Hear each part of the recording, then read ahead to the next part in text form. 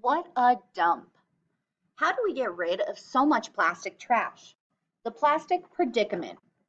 Try to get through a day without using plastic. For that matter, try to just go 1 hour without it. From food and drink packages to cell phones and toothbrushes, plastic is nearly impossible to avoid. You can't even turn on a light without flicking a plastic light switch. Plastic doesn't exist in nature. It's created from chemicals. Mass production of plastic started in the 1940s. Since then, it has become supremely popular, and for good reason. Plastic is lightweight, cheap, and convenient. It also lasts for a very long time. That can be good. You don't want your laptop to fall apart as you type, but it can be bad too.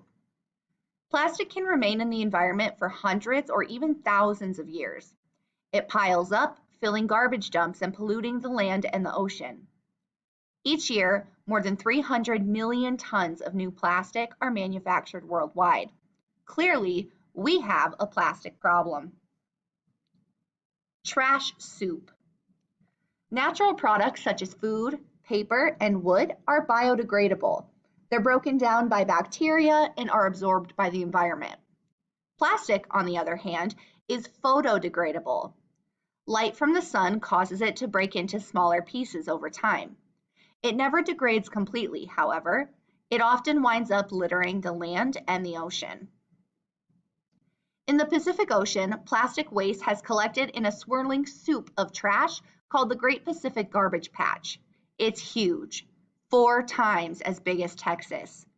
It's just one example of an ocean garbage patch. Plastic pollutes all the world's seas.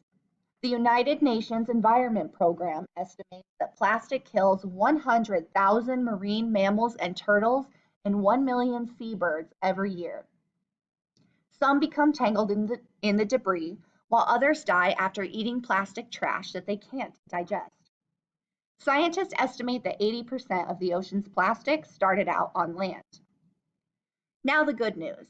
You can help by tossing plastic into the recycling bin instead of the trash. A measly 28% of plastic bottles were recycled in 2009, according to the U.S. Environmental Protection Agency. You can help drive that number up. Sea of trash. The Great Pacific Garbage Patch is 2 areas of floating garbage in the Pacific Ocean. Each one is twice the size of the state of Texas. They lie within the North Pacific Subtropical Gyre, a ring of currents that turn clockwise in the ocean. Reduce, reuse. Still, recycling won't solve our plastic predicament by itself. Not all types of plastic can be recycled, and those that can may not be recycled in the way you'd expect. Plastic water and soft drink bottles, some of the most commonly used plastics in the United States, are hardly ever turned into new bottles. Instead, they're recycled into carpet, furniture, and fleece clothing. When those products wear out, they often can't be recycled a second time.